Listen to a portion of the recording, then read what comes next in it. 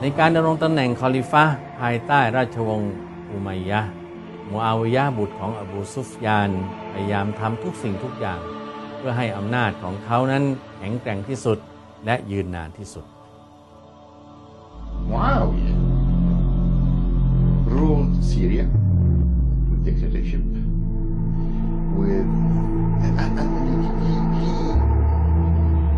was bribing and paying people a lot of money to fabricate hadiths in favor of Muawiyah and against Imam Ali alayhi salam. And that made Imam al-Hussein become the Imam. As per the hadith of the Prophet that Hassan and Hussein are the leaders or the masters of the youth in Jannah, Al-Hassan and Hussein are Imams whether they're put in leadership position or deprived of leadership position. So he became assumed the responsibilities of Imamah as per the theology of the Shia for 10 years, from 50 till 60. Now when Muawiyah died, instead of the Khilafah going to Imam Hussein, he appoints Yazid. Yazid ibn Muawiyah, his son, comes to power and he goes against all the teachings of Islam. From the time of Muawiyah till the time of Yazid, distortion to the message of the Prophet began. Manipulation to the message of the Prophet began. Social differences start to outcast. People who were from Bani Umayyah were started to become the elites. Others who resisted, they were started to be put down. The Arabs were started to be favored. The non-Arabs, they were not liked anymore. So you could see a caste system being developed. การขึ้นสู่อำนาจของยะซีดบุตรของมูอาวิยะห์ทำให้สภาพของประชาชาติมุสลิมต้องตกอยู่ในภาวะวิกฤตอย่างสุดขีดเป็นที่ทราบกันดีว่ายะซีดนั้นเป็นผู้ที่ดูถูกดูหมิ่นคำสอนของอิสลามการช่อฉนของผู้ที่อยู่ในขั้วอำนาจของผู้ปกครองเกิดขึ้นอย่างมากมายและตระกูลบานูอุมัยยะห์ได้ก่ออาชญากรรมขึ้นทั่วแผ่นดินอิสลาม So Yazid ibn Muawiyah assumes the Khilafah. Now the poetry of Yazid defines who he is. He says, for example, leave the masajid, the mosques, for the naive people to inhabit them, and you come to the bar basically and give us the wine, because that's who we are. For God never said woe upon those who drink, but he said woe upon those who pray. You know, so the poetry explained which kind of individual this guy is. Yazid was the son of Muawiyah. Muawiyah was the son of Abu Sufyan. Abu Sufyan was the greatest enemy of the Holy Prophet sallallahu alaihi wasallam. Yazid was known to everybody as an arrogant young person that takes pleasure in anything that he likes. So Yazid was brought up as any young man, and he didn't care much about Islam because his father couldn't care much about Islam. A person who in no way attempted to protect the teachings of our Prophet, nor in any way did he seek to be a reflection of the Holy Book. In one occasion, he bombarded the Kaaba and burned it, which, according to all Muslims, Kaaba is the most holiest place and the most sacred place in Islam. And this is Khalifat al-Muslimin, Yazid, who attacks and burns the Kaaba. In second incident, it was the attack on Medina, and it was called Waqat al-Harra, where the soldiers of Yazid were ordered to kill thousands of people and rape the girls and the ladies there. If you could find someone who would do an evil thing, then Yazid would do more and more. He broke every single law of Islam openly. เป้าหมายแรกของยะซีดภายหลังจากการขึ้นเป็นคอลิฟะห์ของอาณาจักรอิสลามแล้วก็คือการเอาสัตยาบันแสดงความจงรักภักดีต่อเขาจากท่านอิหม่ามฮุเซนอะลัยฮิสสลามแต่ท่านอิหม่ามฮุเซนซึ่งเป็นผู้ที่มีคุณสมบัติพร้อมมูลที่สุดในการที่จะเป็นผู้นำของประชาชาติมุสลิมทั้งคุณลักษณะส่วนตัวและคุณสมบัติที่สืบทอดมาจากวงศ์ตระกูลของท่านนั่นคือจากตาและบิดาของท่านได้ปฏิเสธที่จะให้สัตยาบัน และแสดงออกอย่างชัดเจนว่าท่านไม่ยอมรับการเป็นคอลิฟะห์ของยะซีดบุตรมุอาวิยะห์ข่าวการต่อต้านยะซีดของท่านอิหม่ามฮุเซนอะลัยฮิสสลามกระจายไปทั่วอาณาจักรอิสลามประชาชนชาวกูฟะห์ซึ่งถูกกดขี่ข่มเหงมากที่สุดจากราชวงศ์อุมัยยะห์จึงได้เชิญชวนให้ท่านเดินทางไปเป็นผู้นำในการต่อต้านยะซีดและโค่นล้มราชวงศ์อุมัยยะห์กับพวกเขาฝ่ายท่านอิหม่ามฮุเซนอะลัยฮิสสลามเมื่อปฏิเสธที่จะให้สัตยาบันต่อยะซีดตามคำขาดของวะลีดบินอุตบะห์ซึ่งเป็นญาติของยะซีดและเป็นเจ้าเมืองมะดีนะห์ในขณะนั้นท่านและครอบครัวพร้อมด้วยผู้ติดตามของท่านจำนวนหนึ่งก็เดินทางออกจากมะดีนะห์ไปยังมักกะฮ์เมื่อคืนวันที่ 27 เดือนรอญับปีฮิจเราะห์ศักราชที่ 60 So within the same night he fled to Mecca. News became public that Hussein had fled and he had not given the oath of allegiance to Yazid, the governor which is Yazid, meaning the governor on behalf of Yazid. And when this spread to Iraq, the people of Iraq and in particular the people of Kufa, they rejoiced because they were waiting for rebellion. The people of Kufa were never happy with the Umayyads. And when they heard this, it was now Ramadan of 60 Hijrah. So now it's Ramadan. So the message comes to them that Hussein has refused the allegiance. Their hopes soar. And they start sending letters and delegations to Hussein in Mecca, telling him that the time is now ripe. We will be behind you. Come and we will fight against the forces of the Umayyads. และเพื่อสังเกตการสถานการณ์ที่เมืองกูฟะห์ท่านอิหม่ามฮุเซนอะลัยฮิสสลามได้ส่งมุสลิมบินอากีลบินอบีตอลิบลูกพี่ลูกน้องของท่านเดินทางไปยังเมืองกูฟะห์ Hussein, after getting all of these rasail, all of these letters, he decided to send his cousin to check out, is it really worth it for me to go? Are we sure that we're able to go? And he sent his cousin Muslim ibn Aqil ibn Abi Talib. So Aqil is his older brother, is his uncle, older uncle. And Aqil is of course the brother of Ja'far and Ali, right? Ja'far, Ali, Aqil. Aqil is his brother, the brother of Ja'far and Ali. So the son of Aqil, his name is Muslim. So Muslim ibn Aqil is the first cousin of Hussein. การสนับสนุนมุสลิมบินอากีลของประชาชนชาวกูฟะห์กลายเป็นแรงกดดันหลักที่ทำให้อุบัยดุลลอฮ์อิบนซิยาดเจ้าเมืองกูฟะห์ซึ่งยาซีดเพิ่งแต่งตั้งแทนเจ้าเมืองคนเก่าและเมื่อทราบข่าวว่าประชาชนนั้นได้ให้การสนับสนุนมุสลิมบินอากีลเป็นจำนวนมากอุบัยดุลลอฮ์อิบนซิยาดจึงส่งสารไปยังประชาชนไม่ให้ร่วมละหมาดกับมุสลิมบินอากีลหากผู้ใดฝ่าฝืนจะต้องถูกนำตัวไปทรมานและประหารชีวิต Muslim ibn Aqil was the deputy of Imam Hussein alayhi salam. He was also the cousin of Imam Hussein alayhi salam, and he was sent on command of Imam Hussein alayhi salam to Kufa when Kufians had called for help. So Imam Hussein had told Muslim ibn Aqil to go to Kufa and do research on what are the issues and what is the situation in Kufa. The first finding of Muslim Aqil was that yes, these are all loyal to Hussein, I want him to come. So he sent his report to Imam Hussein alayhi salam that everything is ready and you are welcome. So Imam Hussein moved to Kufa.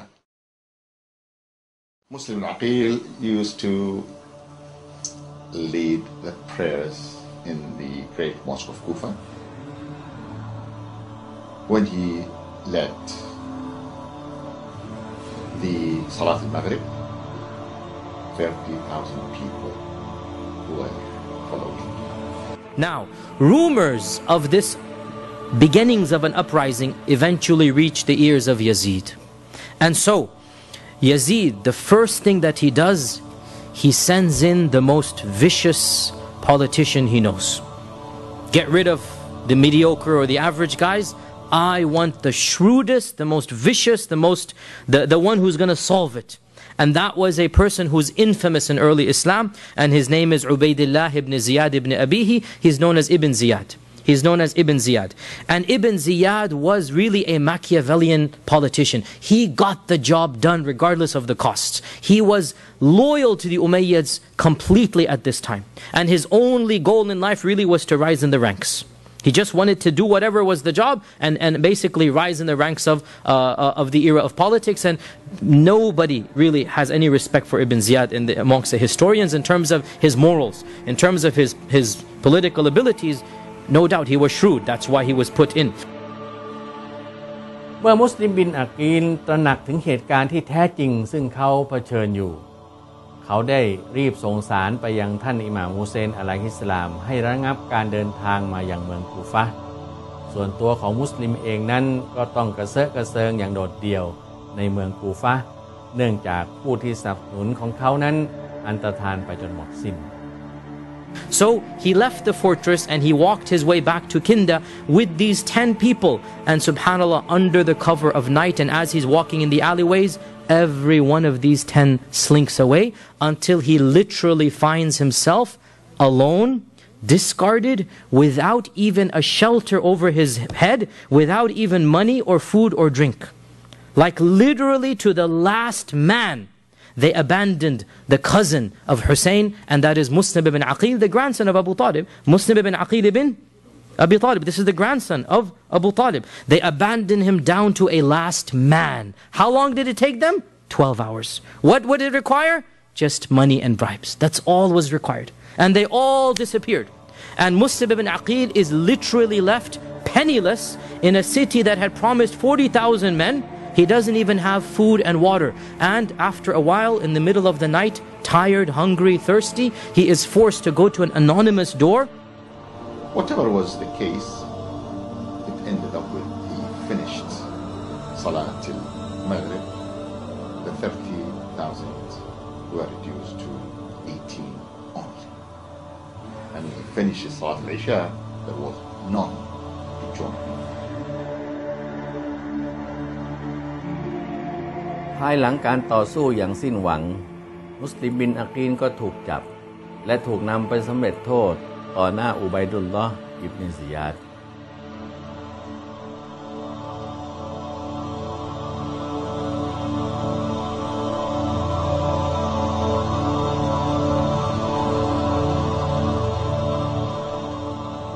ที่มักกะฮ์อิหม่ามฮุเซนตัดสินใจเดินทางออกจากนครมักกะฮ์ในวันที่ 8 เดือนซุลฮิจญะห์ปีฮิจเราะห์ศักราช 60 ก่อนวันวุกุฟเพียง1 วันโดยไม่ฟังเสียงทัดทานจากบรรดาสาวกของท่านศาสดาศ็อลลัลลอฮุอะลัยฮิวะอาลิฮิวะซัลลัม So he left with his family on the 8th of Dhul Hijjah, one day before Muslim ibn Aqil is thrown from the top, right? On the 8th of Dhul Hijjah, he leaves Mecca.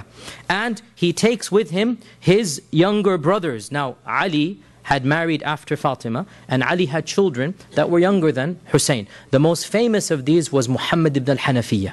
And he also takes with him his nephews from the other brothers, his nephews from Hassan's children.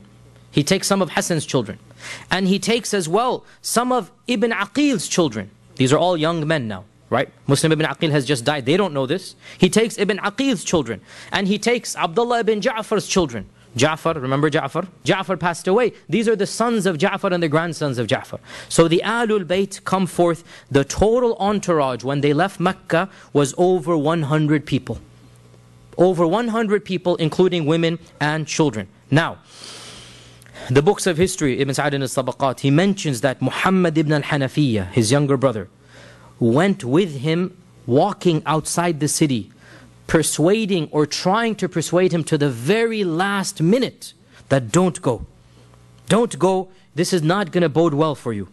And he said, and it is also mentioned that Abdullah ibn Abbas, who was in Medina at the time, when he found out that Hussein is going to Kufa, he actually intercepted the caravan outside of Medina, basically, finding where it is, and he went from Medina and he intercepted the caravan. One of the senior most Sahaba. And he is also Ahlul Bayt. Abdullah ibn Abbas is also Ahlul Bayt. And they're convincing Hussein not to go. This is going to be bloodshed. And Hussein answers the both of them with a phrase that clearly shows what he has in mind. ขณะที่ท่านอิหม่ามฮุเซนเดินทางออกจากมักกะฮ์สู่คูฟะห์ท่านยังไม่ทราบสถานการณ์ที่เกิดขึ้นที่เมืองคูฟะห์ท่านจึงส่งคนนำสารของท่านไปที่คูฟะห์อีกครั้งหนึ่ง He sends a messenger to the people of Kufa that basically, guys, I'm coming, right? Be ready, I am coming. Now, Ibn Ziyad is now back in Kufa. He is waiting for Hussein to come. And anybody who's entering the city is being monitored extra now, right? Now, Hussein has no idea that Ibn Ziyad is in charge even. He still thinks the old governor is in charge. Hussein has no idea that Ibn Aqil has been killed. Hussein has no idea the plot has been exposed. He's in the middle of the desert. He's going there. Who's going to send him a message? As of yet, nothing happens. So he sends a messenger. The messenger is caught by the forces of Ibn Ziyad and executed.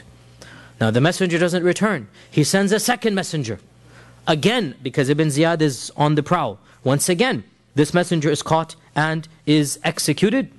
But this second messenger, he actually manages to get the message to the people that Hussein is just coming, you had better prepare yourselves. And how does he do this? As a brave man, that he too was taken to the height of the tower to be thrown away.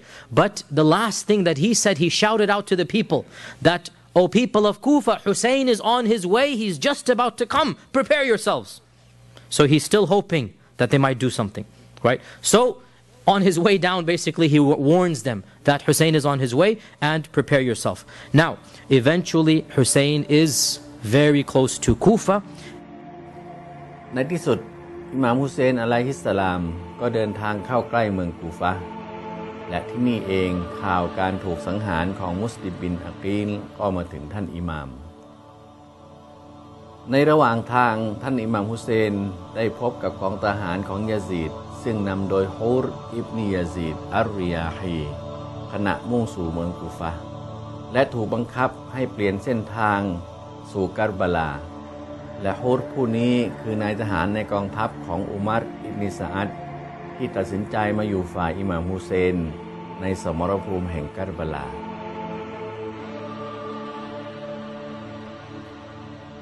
ในวันที่3 มุฮัรรอม ฮิจเราะห์ศักราช 61 คาราวานของอิหม่ามฮุเซนเดินทางมาถึงกัรบะลาซึ่งเป็นพื้นทะเลทรายริมฝั่งแม่น้ำยูเฟรติสสมาชิกในคาราวานขณะนี้ประกอบด้วยสมาชิกในครอบครัวของท่านทั้งบุตรชายน้องชายและหลานชายรวมทั้งสตรีที่เป็นสมาชิกในครอบครัวทั้งภรรยาน้องสาวบุตรสาวและหลานสาวนอกจากนั้นยังมีมิตรสหายที่จงรักภักดีต่อท่านอีกจำนวนหนึ่งเดินทางมาในครั้งนี้ด้วยและทุกคนทราบดีถึงพยันตรายที่กำลังรอคอยอยู่เบื้องหน้า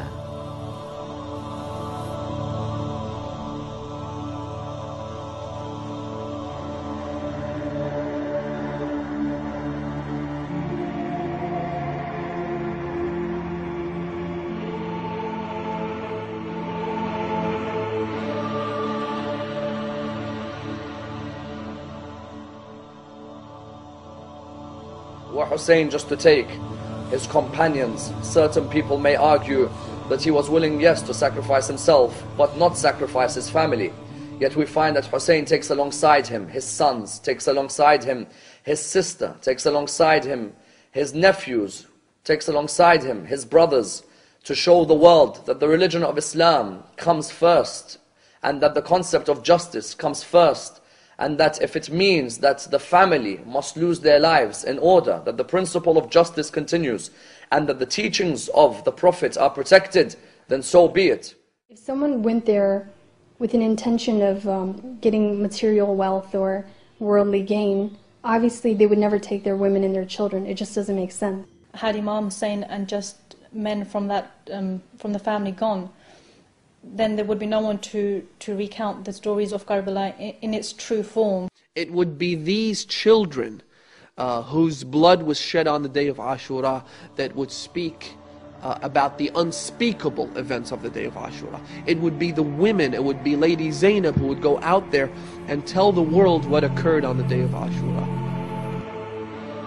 ฝ่ายอุบัยดุลลอฮ์อิบนุซิยาดเจ้าเมืองกูฟะห์ได้ส่งกองทัพจำนวนมหาศาลซึ่งบัญชาการโดยอุมัรอิบนิซะอัดอิบนิอบีวักกอส ทยอยเข้าสู่แผ่นดินการบาลาเพื่อล้อมกรอบกองคาราวานของอิหม่ามฮุเซนไว้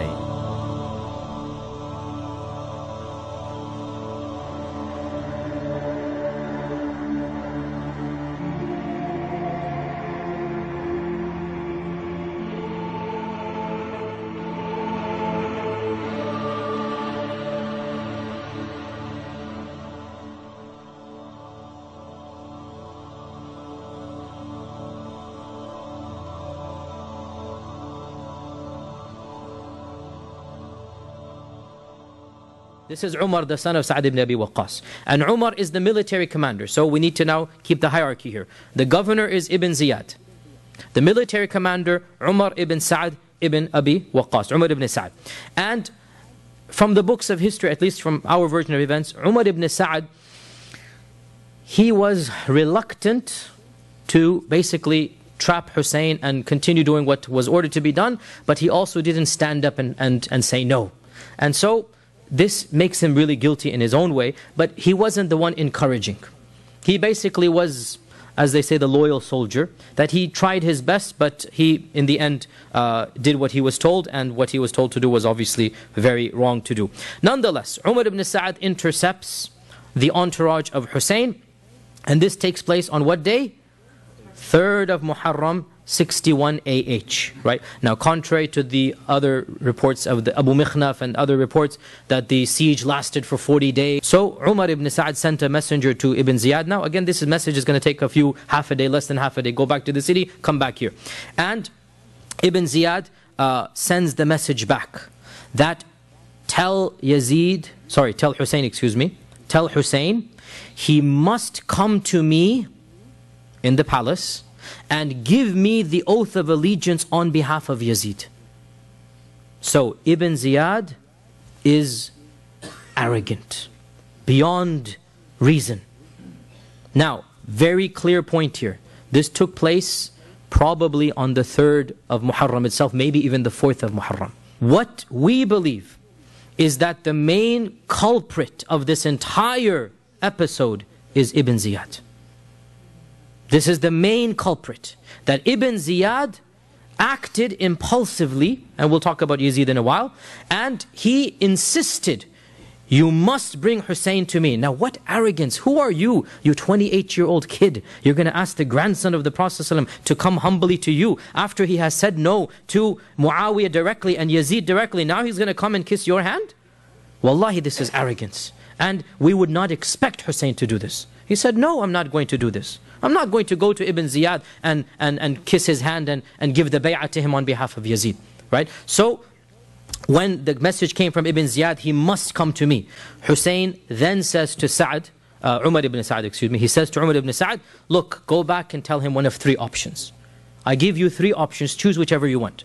Number 1, let me go back to Mecca. Khalas, okay. I wasn't able to get the people of Kufa, let me go back the way I was. Okay. Number 2, if you refuse to do this, then take me to Yazid directly and I will speak to him directly. Now, this is actually a sign of bravery. And it's also a sign, by the way, and this is very key here, that Hussein felt more comfortable negotiating directly with Yazid than with this impetuous governor Ibn Ziyad. Because Hussein and Yazid have a history. They've known each other, not friends, right? But Hussein and Yazid have negotiated together. Hussein knows Yazid's stance, Yazid knows Hussein's stance. And Muawiyah, his father, had been very careful about making Hassan and Hussein irritated. This is the second option. Then there's the third option. If you refuse this or that, then send me into exile into one of the faraway lands. If you're not going to let me live in Mecca, or take me to Yazid, then khalas, let me be. Okay, you have won, and I will just worship Allah in some faraway land. Right? Now, these 3 conditions were so reasonable that one of the close friends of Umar ibn Sa'd said, Wallahi, if the Turks and the Daylamites gave you one of these 3 conditions, you would be forced to accept them. How reasonable. What more do you want? And Umar ibn Sa'd became happy that, okay, now we're going to solve this. And he went personally to Ibn Ziyad and he said, okay, choose one of these 3. Which one? Ibn Ziyad refused all 3.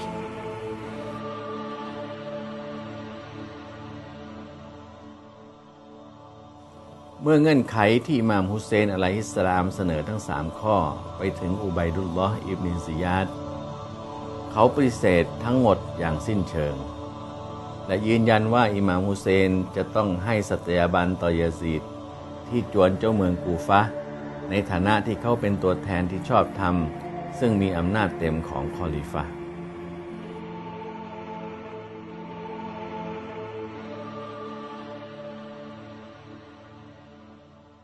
Ibn Ziyad refused all three. And Ibn Ziyad said, either war or my hand. These are the two options you have. You either come and you put your hand in mine, and you give the bay'ah on behalf of Yazid, or else there is no other alternative. And Ibn Ziyad sent one of his close entourage, and this really was the ruthless warrior, Shimr. Shimr is his name, that he sent. Shimr ibn Dhil Jawshan was his name. Shimr ibn Dhil Jawshan, and this really, the way that history portrays him, and wallahi every right to do so, as being the barbaric, cruel warrior that he was, bloodthirsty, and we have no reason to doubt this. This is the way he was.